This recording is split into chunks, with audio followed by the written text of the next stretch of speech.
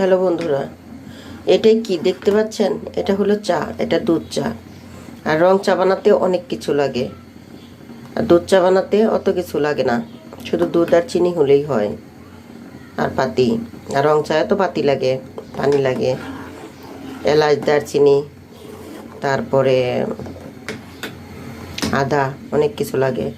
তো দুধ চা বানালে দুধ চার স্বাদ অন্যরকম। কিছু কিছু পুরুষ আছে, ঘরের বউ যতই সুস্বাদু করে, যতই ভালো করে রান্না করুক না কেন, তবু সেটা তার কাছে ভালো লাগে না। পাশের বাড়ি ভাবি বা বন্ধুর বউ, তারা যদি কালে যেভাবে রান্না করুক না কেন, তাদেরটা অনেক সুস্বাদু, অনেক মজাদার হয়, এটাই প্রশংসা করে। কখনোই ঘরের স্বামীরা ঘরের স্ত্রীর প্রশংসা কখনোই করলো না।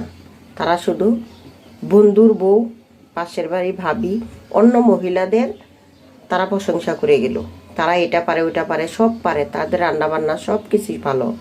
কিন্তু ঘরের বউর প্রশংসা করলে ঘরের বউ যে কতটা খুশি হয়, কতটা যত্ন নিয়ে কাজ করে, সেটা তারা একবারও বুঝলো না। তারা এই মনটা বোঝার চেষ্টাও করলো না।